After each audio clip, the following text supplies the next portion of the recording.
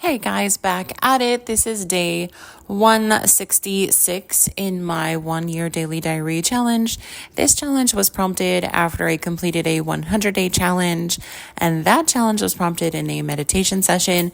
So if you want more information about that, please pop back to my first 100 days. It was an amazing experience and journey, and I just decided after completing the 100 days, I loved it so much that I was going to continue and complete the 1 year cycle, just to continue the growth and expansion, continue to be authentic and honest, raw, real, uncut for you guys and for myself. And I do thank you so much for supporting me this way by listening in, for commenting, for liking, for sharing with your friends or people you think might find value in it or find humor in it or whatever. I am just here following my intuition. So I do love to hear all of the fun things that come about of just, other people experiencing me being here. Please do subscribe if you want to follow along, and let's get to it. Day 166. So today is a Saturday. Kid-free weekend. I had a date last night, which was like really fun, and we went dancing, we had dinner, we hung out all night, and didn't get very much sleep. So starting off Saturday with little to no sleep, kind of had a few naps here and there in the day. My date and I went out to breakfast, which was, by the time we went out, lunch. So it was kind of like a brunch. And he's a big coffee fan, and I'm a big coffee educator and coffee person. So I made him 2 different coffees at 2 different times, and it was kind of fun to do that. I didn't feel pressured or anything. It felt actually very sweet, and I enjoyed it very much. So we hung out the rest of the morning. We've still been using a lot of Google Translate just to kind of communicate back and forth. Then we hung out the rest of the day, taking naps and hanging out and just doing different things. I had to run an errand to pick up some gifts for my kids, so he went along on that, which is really cool. So we did a bunch of different things. Now, I'm not saying I'm like going against my own boundaries or rules or anything, but I'm not typically a fan of like these marathon dates where you just like hang out for like 24 hours or 8 hours or whatever and do all these different things. Because sometimes you can get attached really quickly just because you're with that person on a longer period of time. But in this case, he was coming from Winston-Salem. It's an hour and 45 minutes away. He did the drive over here, and I offered him to stay, instead of spending money at a hotel, which would have been fine. Which I'm always a trusting person. I kind of wear my heart on my sleeve.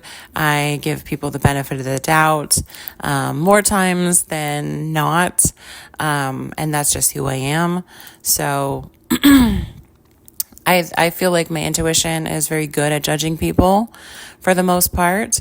And so anyway, we had just hung out for this whole long time, the whole day really. And by the time he was gonna head out, it was like almost 24 hours. So it was like 5 or 6 in the evening. And we just had a really good time. Not a lot of talking about things because we were always using the translate. And so that delays that immediate, communication, which is interesting too, because I've been thinking about it. When you're thinking about talking to somebody and you have a communication language barrier, it's not like you take back the words that you were going to say, but you think about them more carefully in the way that you want to put them so that you're communicating the most important information that you can.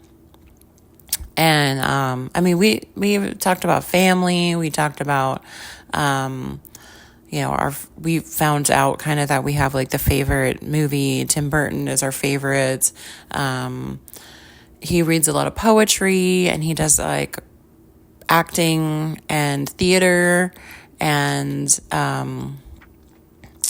that a lot of his family is together. And he was saying that it was very interesting that my family is kind of so separated, like, Virginia, California, Florida, and North Carolina.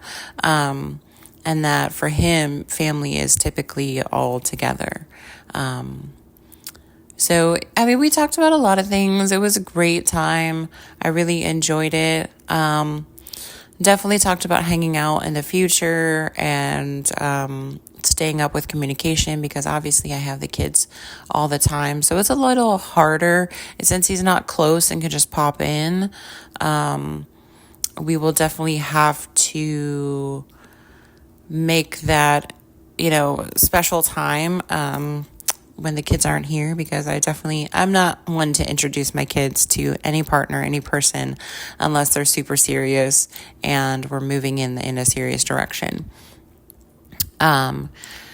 So it was a short day, but a long day too. And when he left, I kind of did a girl dinner. I got some stuff from the freezer, some stuff from the refrigerator, sat down,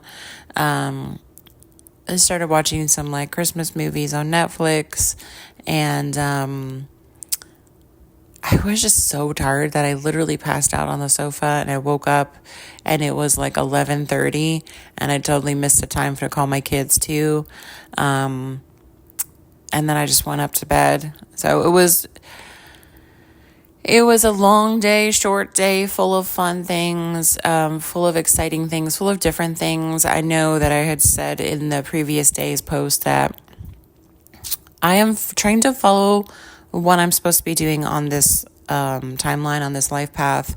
And it seems to me that I've been coming in contact and doing a lot of things with Hispanic people, Latin culture. I love the dancing, I love the music, but I still don't understand the language. And I've tried a number of times to learn. I've had a lot of boyfriends and people in my life who have had little English, but a lot of Spanish, and we tried to work on communication. And it is noticeable now to me that I have a blockage somewhere that is stopping me from fully putting myself in a position of vulnerability. Because when I was hanging out with my date, noticing how he just like completely immersed himself in trying English, even if he sounded silly or stupid or whatever he was thinking, he just did it. And he was trying to communicate the best with me, and he didn't care. And every time I would think about saying something in Spanish, I would not, because I felt self-conscious. Like, I'm going to say something stupid. I'm going to make a fool of myself or whatever. And I need to figure out how to remove the blockage, because I'm trying to be authentic. I'm trying to be 100% who I need to be in this moment. And yeah, I think learning Spanish is one of the next big steps. I have the ability to tap into a collective brain, a collective mind through the energy of everyone around me. And I can have access to that Spanish, and I want to be fluent in it. Just like I want to be fluent in sign language. It is something that excites me, and like, it's really funny, like not funny like a joke, but it's something that is very exciting. I don't know anybody around me who needs sign language or needs interpretation, but I feel like that's a way that I need to express myself. So I'm going to be trying to learn more sign language and Spanish, and in my meditations and in my self-work time, really, really work on removing blockages and removing things that might make me feel like holding back. And that's kind of what I've been learning through through this whole new process. But anyway, I'm going to wrap it up there. And I thank you guys so much for hanging out with me, for supporting me by listening. Please drop me a comment, like, share, subscribe, all of the things. I hope you have the most wonderful, magical, beautiful, fantastic day, morning, afternoon, evening, whenever you're listening to this. And I will catch you guys tomorrow. Peace.